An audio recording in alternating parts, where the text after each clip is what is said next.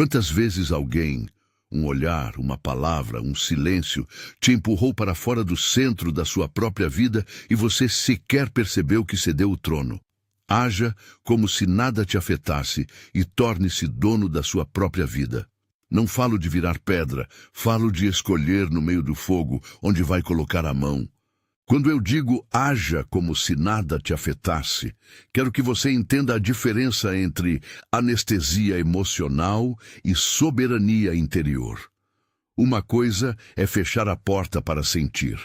Outra é aprender a não permitir que as pequenas tempestades recorrentes movam as fundações da sua casa interna. Esta é a promessa: reduzir o poder que os eventos externos exercem sobre você, ganhar espaço interno e, com isso, criar uma vida menos reativa e mais escolhida. Começamos pelo óbvio que, ainda assim, poucos nomeiam. Aquilo que te afeta permanece porque você continua segurando. É como segurar uma brasa entre os dedos. Por instinto, você aperta. Por apego ou hábito, continua segurando. Por falta de direção, usa a dor como justificativa para tudo ao redor. Segurar a brasa não te cura. Soltar não é fraqueza, é coragem prática. Você já foi empurrado por um comentário inoportuno. E horas depois, ainda estava recontando cada sílaba na sua cabeça, revivendo a ofensa como se fosse um filme que você insiste em rebobinar. Por quê? Porque algo dentro de você ainda crê que aquele comentário determina seu valor. A primeira curva do caminho para ser dono da própria vida é reconhecer esse replay emocional e aprender a soltar conscientemente. Experimento 1. O replay e a brasa. Na próxima vez que sentir que uma reação começa, pare e perceba a imagem que roda na sua cabeça. Respire. Conte silenciosamente até 10. Observe a intensidade da sensação. Pergunte a si mesmo: esta reação está me servindo agora? Escreva uma linha sobre o que surgirá se você continuar alimentando esse replay. Faça isso 3 vezes ao longo da semana. Metáfora. Pense na emoção como uma brasa na sua mão. Você pode segurá-la até queimar a pele, ou pode soltá-la e deixá-la apagar. Soltar não apaga a história, apenas impede que ela te queime no presente. O primeiro ponto é simples, mas exige prática. Reconhecer que você está segurando. Se você ainda não percebeu que segura algo, comece por observar onde sua atenção retorna. O hábito de reviver é uma forma de manter a ferida como identidade. Transformar isso requer, antes de tudo, uma decisão repetida, escolher o que alimentar. Agora, antes de seguir, um pedido direto. Se esta mensagem toca você de alguma forma, se há algo que você percebe ter segurado por tempo demais, escreva nos comentários uma frase curta de compromisso com você mesmo. Pode ser algo simples como: hoje escolho soltar, ou hoje escolho silêncio e ação. Esse pequeno gesto é um micropacto que já muda a química do hábito. Vamos avançar, mas com cuidado. Não se trata de um manual frio de controle. Trata-se de treino. O segundo grande princípio é: pare de tentar controlar o mundo externo para ganhar espaço interno. Você não controla olhares, não controla o que foi dito, não controla a maré que vem e vai, mas controla a margem de areia onde se permite ser arrastado. Quando você vive tentando regular o que está fora, gasta energia num exercício inútil. É como tentar segurar o rio com a mão aberta. A filosofia prática do estoicismo dá um nome útil a isso: separar aquilo que depende de você, suas escolhas, sua atitude, daquilo que não depende, opiniões alheias, eventos, o comportamento de outros. Não é uma fuga, é foco. Focar no que está ao seu alcance te dá efetividade. Insistir no controle do incontrolável te deixa vulnerável à frustração permanente. Experimento 2. Limite do alcance. Escolha hoje um problema que você costuma tentar consertar no outro. Um comentário que o incomoda, a necessidade de provar algo. Faça um quadro mental. O que depende unicamente de você nessa situação. Liste 2 ações concretas que estão ao seu alcance agora. Execute a primeira até o fim do dia. Observe a diferença de desgaste emocional. Metáfora: imagine uma rocha à beira do rio. Você não muda o curso do rio, mas pode escolher onde construir sua casa. Construir no limite certo reduz riscos e aumenta a sensação de firmeza. Ao aprender a investir energia só no que você pode mudar, algo curioso acontece: ganha-se autonomia. Você deixa de ser refém da maré do ambiente e passa a ser um marinheiro que escolhe quando lançar a vela. Isso não elimina frustrações, mas muda profundamente a qualidade da sua resposta. O terceiro pilar é central e dolente. Seu valor não depende da aprovação alheia. A necessidade crônica de validação é um ladrão silencioso de autonomia. Quando sua autoestima está pendurada no olhar do outro, você vive num palco que não escolheu.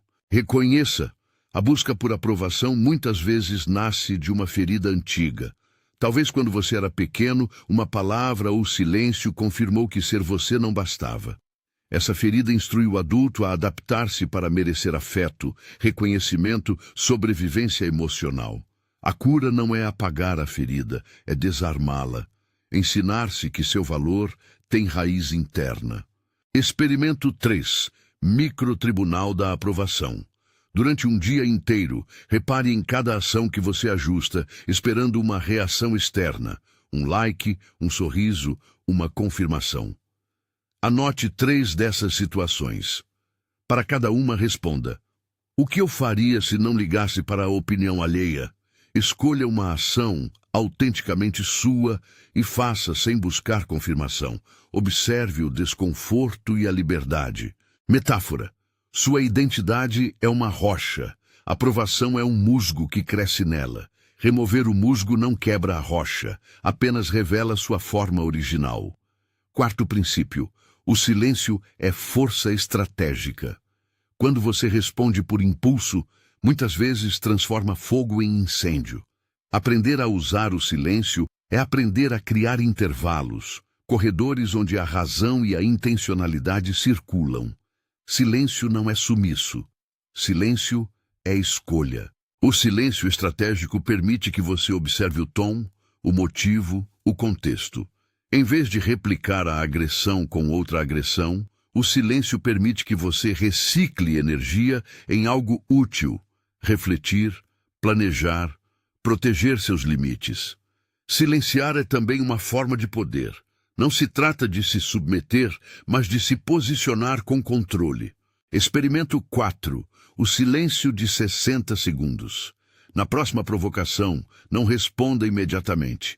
Respire e conte até 60. Observe o corpo, o pensamento e a vontade de responder. Registre o que mudou na intensidade da sua reação.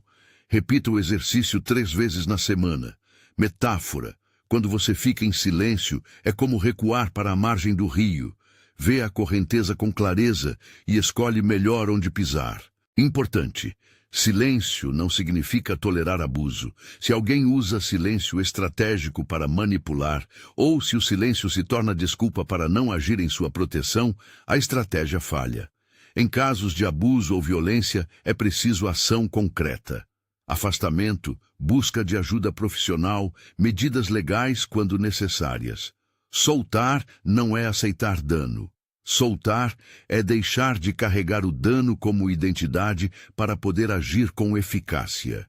O quinto ponto: sofre quem esquece o que importa. Perder o sentido faz adoecer a alma. Em tempos de performance e comparação, a distração vira anestesia. Você faz coisas para ser visto e a vista se torna um motivo. Isso rouba a própria intenção. O que você faz para si? Qual é a bússola interna que orienta suas ações? Reconectar-se ao sentido impõe perguntas difíceis. Por que eu começo isto? Por que eu insisto naquela relação? Para quem eu vivo? Simplesmente retomar os próprios fundamentos já reduz a influência externa sobre você. Quando a ação tem sentido interno, críticas rasas costumam não encontrar eco. Experimento 5. O teste do sentido. Pegue um papel e escreva em uma linha: faço isto porque... Complete a frase para 3 áreas importantes da sua vida: trabalho, relacionamento, autocuidado. Se a resposta não for clara, faça uma pequena ação que reafirme o sentido. Desligue notificações por 24 horas, diga não a um compromisso vazio ou recomponha seu espaço físico para refletir seus valores. Metáfora. O sentido é a margem firme onde você constrói. Sem margem, a maré corrói tudo. O 6º princípio diz respeito a um sintoma muito humano. A urgência de reagir é sinal de descontrole. A impaciência, a necessidade de fechar um episódio imediatamente, nasce muitas vezes de medo de sentir. Esse impulso é justamente o que mantém você preso a reações automáticas. A alternativa é treinar o intervalo entre estímulo e resposta, o famoso espaço estoico, onde a escolha acontece. Treinar esse intervalo não é algo místico, é treino prático. Cada vez que você cria espaço, você ensina seu sistema nervoso a tolerar emoções sem capitular a elas. Com o tempo, a vida passa a testá-lo em níveis cada vez menores, e sua resposta se volta à ação pensada, não ao reflexo. Experimento 6. Treino do intervalo. Defina um gatilho que costuma fazê-lo reagir. Uma crítica, um atraso, um comentário. Na próxima vez que ocorrer, force um pequeno ritual, 3 respirações profundas e uma pergunta interna. Que resposta serve melhor ao meu objetivo agora? Anote a diferença entre a primeira reação impulsiva e a resposta escolhida. Metáfora. Pense no intervalo como a margem de segurança de uma ponte. Sem margem, qualquer vento vira catástrofe. Com margem, a ponte resiste. Até aqui, avançamos na identificação dos padrões que te tiram do centro. Segurar a brasa, tentar controlar o incontrolável, buscar aprovação, falar antes de silenciar, perder o sentido e reagir por urgência. Cada um desses pontos é uma pedra no caminho que pode, com prática, tornar-se degrau. Treinar não é se tornar insensível, é ampliar a soberania interior. Quero que você perceba um detalhe. Em todas essas práticas, há uma coisa em comum. Você permite para si o que deseja receber. É paradoxal. Muitas vezes esperamos que o mundo nos trate como nos tratamos. Se você vive em alerta, esperando ataque, o mundo responde com espelhamentos que confirmam essa expectativa. Autorresponsabilidade, nesse contexto, é aprender a receber primeiro do seu próprio interior aquilo que você busca externamente. Acolhimento, limite, confirmação. Quando você se dá isso, as demandas externas perdem densidade, mas há um risco real, e eu preciso nomeá-lo com franqueza. Transformar essas práticas em uma crítica constante contra si mesmo. Treinar, praticar, errar, recomeçar. Esse é o ciclo. Não use isso para se punir por ter reagido antes. Use como mapa para onde quer ir. Antes de avançarmos para os pontos seguintes, quero que você reconheça algo importante. Nem todo sofrimento pode ser resolvido com disciplina apenas. Traumas complexos, exaustão crônica, problemas psiquiátricos exigem profissionais. Se você percebe que a dor é profunda, que o replay envolve memórias que paralisam sua vida, ou que existem sinais de violência física ou emocional, procure ajuda qualificada, psicólogo, serviço de saúde mental, assistência legal quando necessário. Estas técnicas complementam o cuidado, não o substituem. No próximo segmento, vamos entrar em como a dor pode ser transformada em aprendizado sem virar identidade. Como abandonar a expectativa de justiça emocional pode abrir caminho para a paz. E como ver os testes da vida como indicadores de integração pode acelerar um processo de maturação interna. Vamos também construir um pequeno pacto prático para começar a mudar hábitos.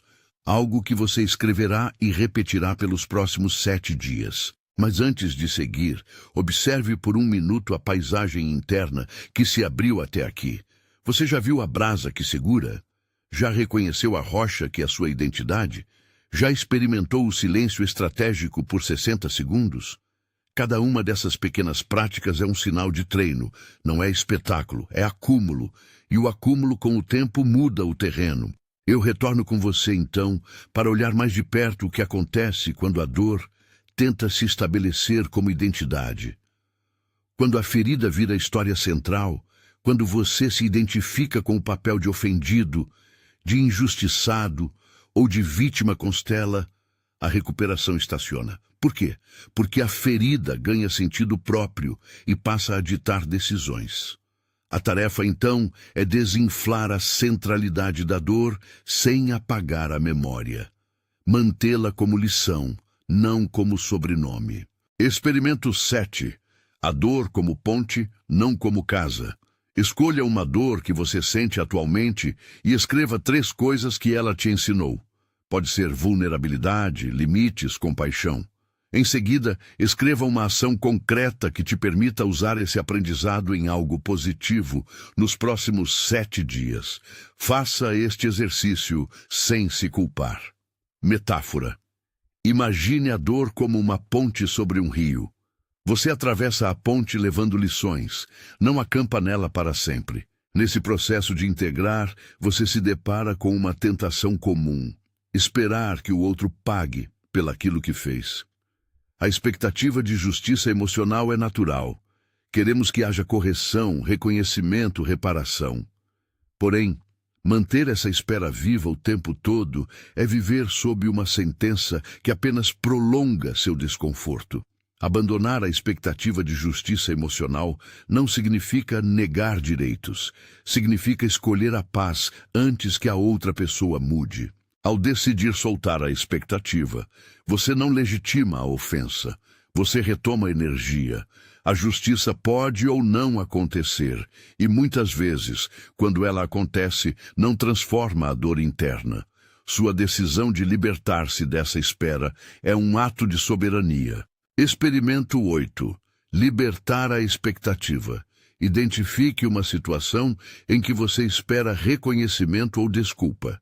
Faça uma lista dos custos emocionais dessa espera: tempo, atenção, raiva. Agora pergunte: se eu liberasse essa expectativa hoje, o que ganharia? Escolha uma pequena ação que represente esse ganho. Uma meditação curta, uma conversa com um amigo, um hobby retomado. Metáfora. A espera por justiça é como segurar uma âncora que impede seu barco de navegar. Soltar a âncora não impede que você denuncie o dano, apenas permite que você siga. Ao final deste segmento, você já carrega práticas concretas. Experimentos para interromper replay, focar no alcance, retirar a necessidade de aprovação, usar silêncio estratégico, reconectar ao sentido, treinar o intervalo e transformar a dor em aprendizado. Cada prática é uma ferramenta.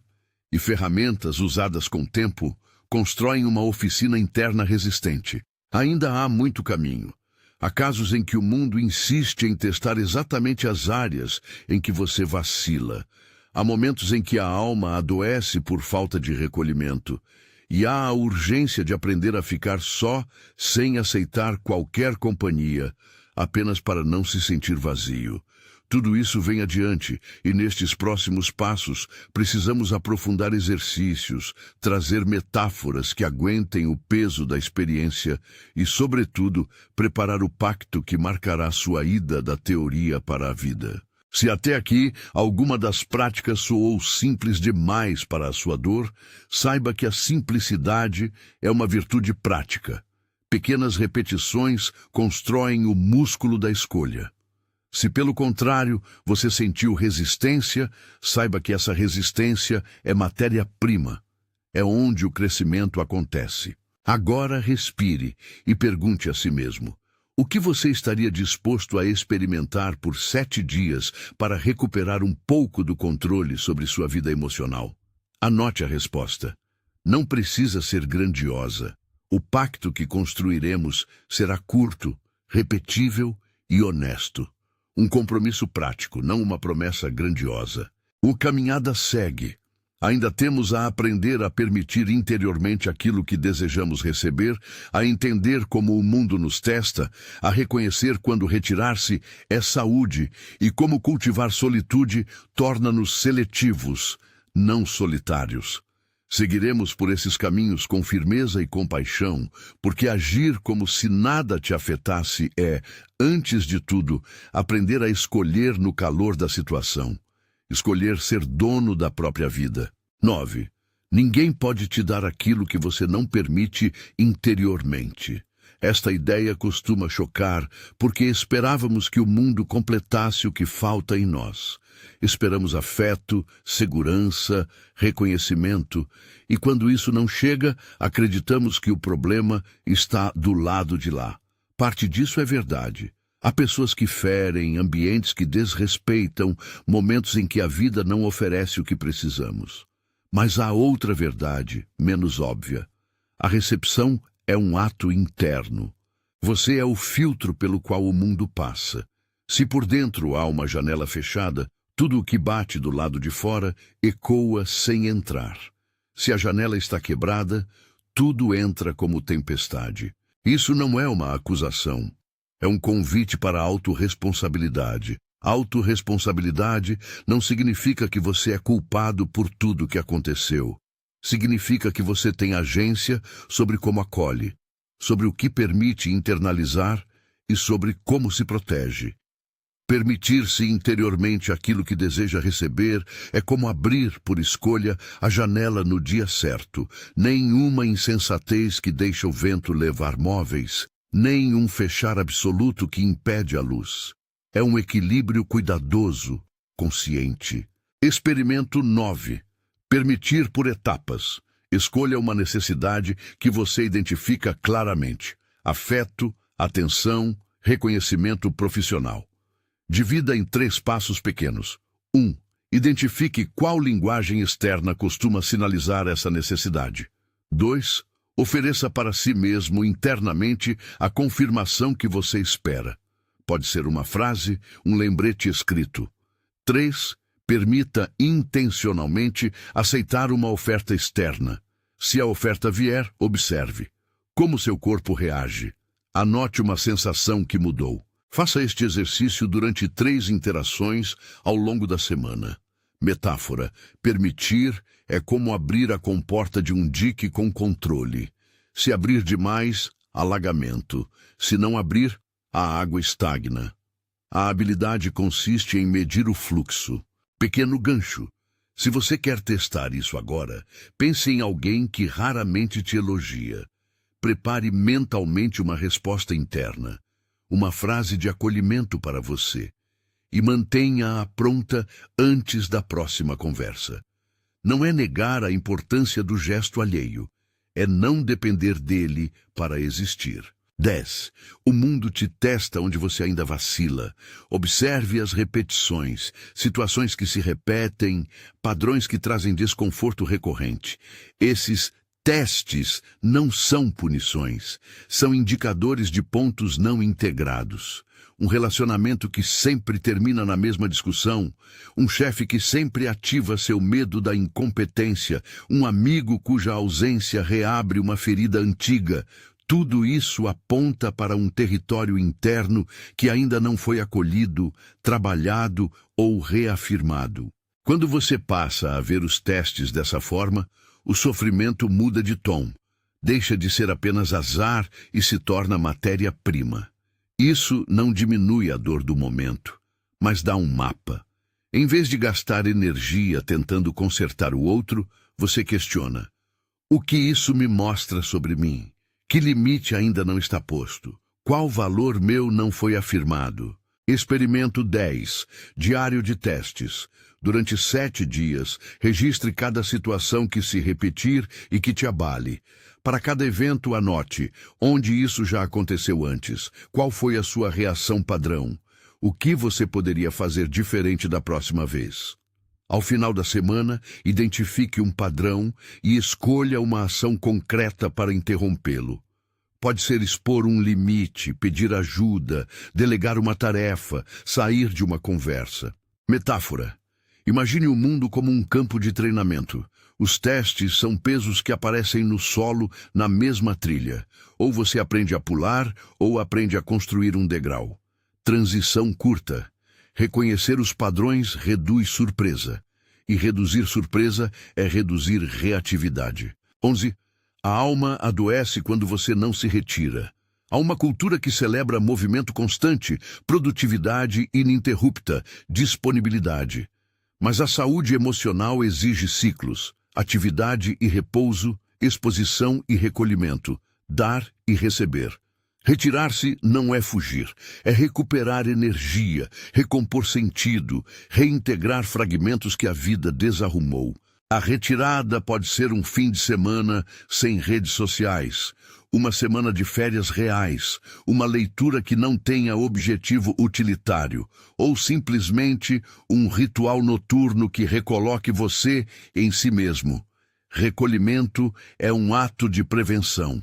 Assim como você não espera ficar doente para começar a cuidar da alimentação, também não deve esperar um colapso para aprender a se recolher. Quando a alma tem espaço para processar, o replay diminui, o sono melhora, a coerência entre pensamento e ação aumenta. Experimento 11. Rotina de recolhimento. Escolha um pequeno ritual noturno por 7 dias. Pode ser escrever um parágrafo sobre o dia, listar 3 coisas que foram suas escolhas, apagar dispositivos 1 hora antes de dormir ou caminhar sozinho por 15 minutos. Observe mudanças na qualidade do sono, na clareza de pensamento e na sensação de presença. Metáfora. A rocha precisa de marés que a moldem, mas também de períodos de calmaria para consolidar sua forma. O recolhimento é essa calmaria. Importante reforço. Recolher-se não é sinônimo de isolamento tóxico.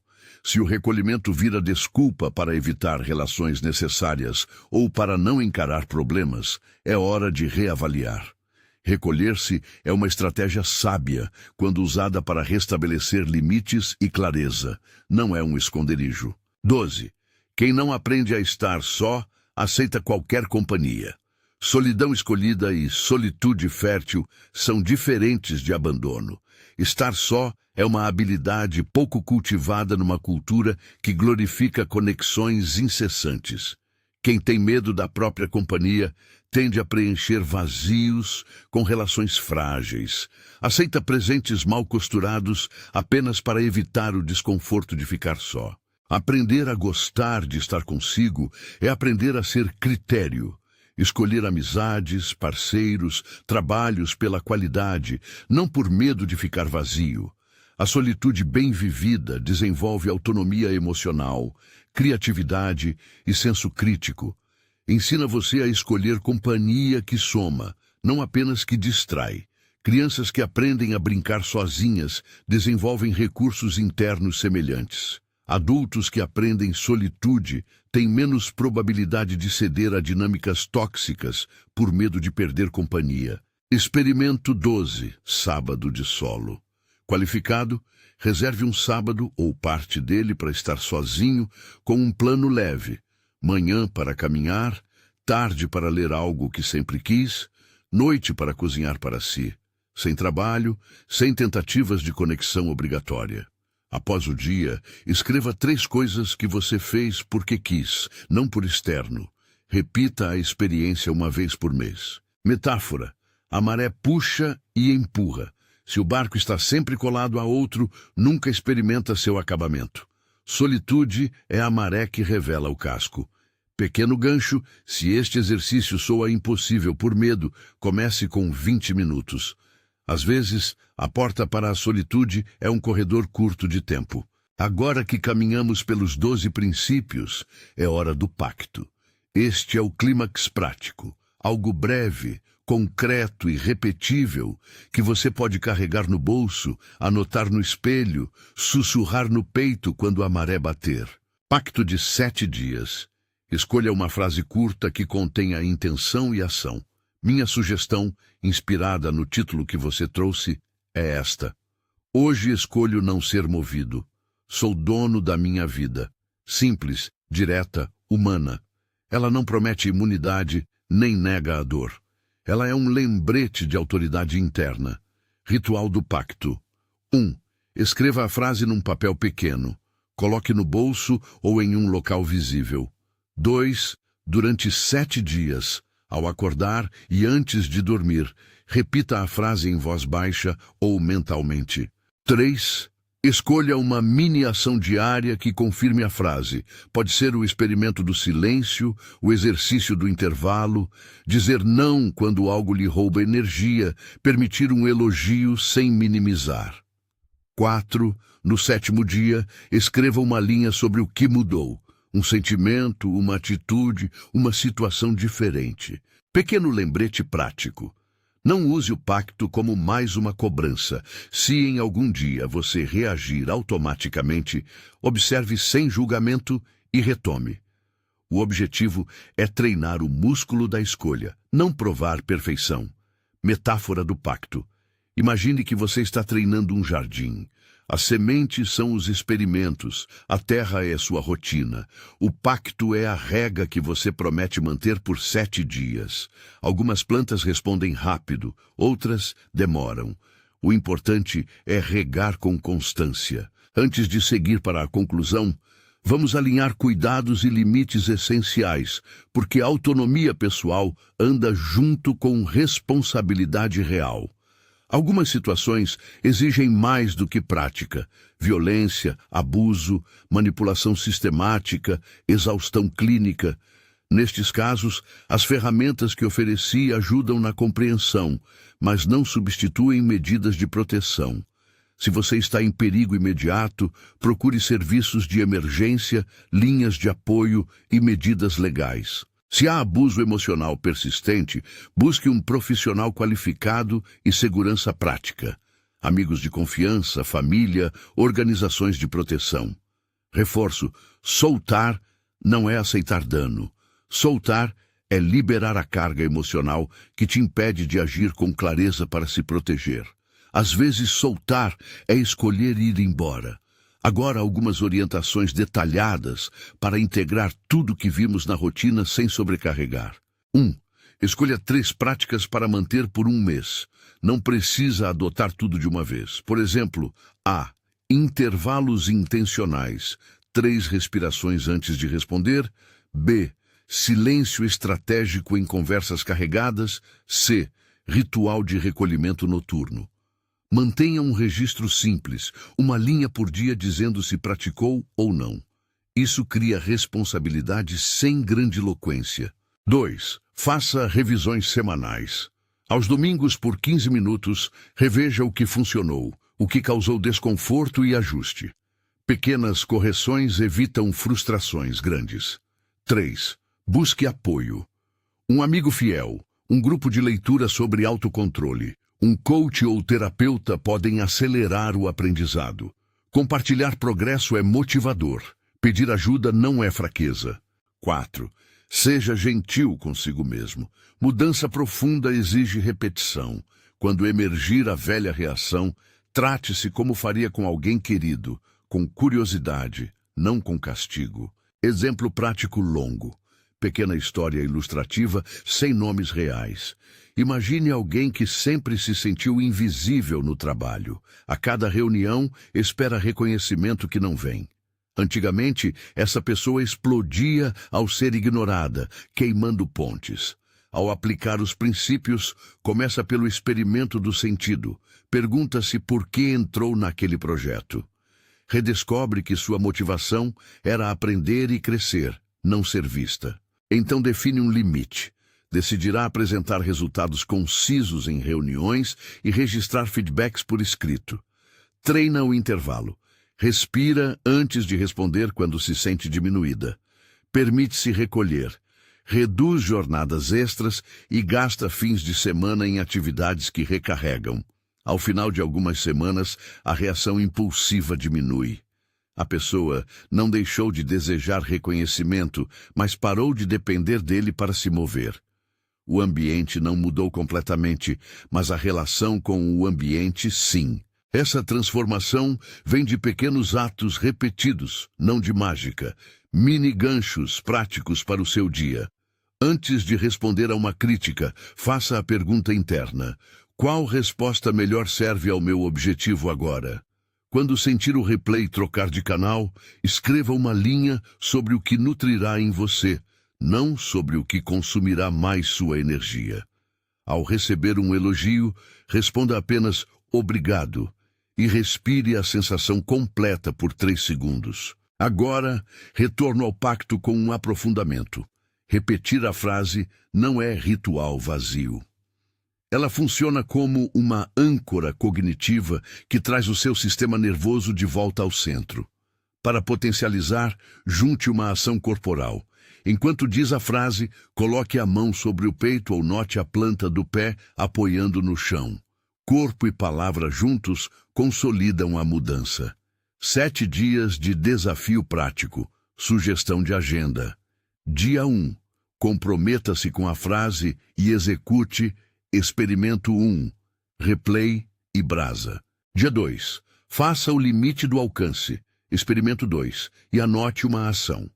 Dia 3. Pratique o microtribunal da aprovação. Experimento 3. E faça uma ação autêntica. Dia 4. Experimente o silêncio de 60 segundos. Experimento 4. Em pelo menos uma situação. Dia 5. Realize o teste do sentido. Experimento 5 e ajuste uma área. Dia 6. Faça o treino do intervalo. Experimento 6 em uma situação provocadora. Dia 7. Execute o exercício da dor como ponte. Experimento 7 e escreva aprendizados. Importante. Se alguma das tarefas te parecer arriscada em um contexto de segurança insegura, adapte com suporte de pessoa, de confiança ou profissional. Depois dos 7 dias, respire e avalie. Pequenas diferenças são progresso. Talvez você tenha descoberto que ainda reage forte em certas áreas. Isso é normal. A maturidade emocional é acumulativa. Uma última metáfora para levar com você. Imagine que sua vida é um farol numa costa tempestuosa. As ondas, o vento, as marés vêm e batem na rocha do seu farol. Você não controla as ondas, controla o que há à volta do farol, onde planta as raízes, onde coloca o guarda-corpo, como reacende a luz quando se apaga. Agir como se nada te afetasse não é fingir que as ondas não existem. É calibrar o farol para que a luz continue a guiar, mesmo com vento. Ser dono da própria vida é ser faroleiro, constante, atento, capaz de consertar quando algo quebra. Antes de encerrar, uma recomendação prática de segurança emocional que você pode aplicar hoje mesmo. Escolha uma provocação que costuma te tirar do centro. Prepare 3 respostas possíveis, ordenadas do que seria mais desejável. Resposta escolhida ao que seria aceitável. Resposta contingente. Treine mentalmente estas respostas. Quando a situação acontecer, o treino diminuirá a surpresa. Conclusão e convite final. Haja como se nada te afetasse e torne-se dono da sua própria vida não é uma ordem para endurecer o coração. É um chamado para recuperar território interior. É aprender a soltar o que queima, construir em margens firmes, permitir com critérios, recolher quando necessário e ficar só com qualidade. É um exercício que dura a vida, mas que começa com pequenos passos. Notar, pausar, escolher. Se esta mensagem tocou algo em você, se você sentiu o peso da brasa, a firmeza da rocha, a corrente do rio ou a maré que te empurra, faça um compromisso simples agora. Escreva nos comentários a sua frase de pacto, algo como "Hoje escolho não ser movido", ou adapte para a sua verdade. Esse pequeno registro externa um voto e te torna mais responsável por ele. Eu li e vou acompanhar. Se você quer continuar esse trabalho, inscreva-se no canal para receber mais vídeos com práticas sobre estoicismo aplicado, limites saudáveis e autocontrole emocional. Há outros vídeos que aprofundam o treino do intervalo, o silêncio estratégico e o recolhimento. Recomendo começar por estes para consolidar o que vimos. Compartilhe este vídeo com alguém que precisa ouvir que soltar é coragem, não fraqueza. E por fim, um lembrete de cuidado. Se você estiver enfrentando violência, abuso ou sofrimento que paralisa sua vida, procure ajuda profissional e redes de apoio. As ferramentas aqui são poderosas para o cotidiano, mas não substituem medidas de proteção ou tratamento especializado quando necessários. Você tem agora um mapa prático, do reconhecimento do replay à construção de um pacto. O restante depende do uso. Escolha um dos experimentos e comece hoje. Não espere a maré baixar. Escolha a margem onde quer construir. Seja faroleiro da sua própria vida. Hoje e agora, repita a frase. Hoje escolho não ser movido. Sou dono da minha vida.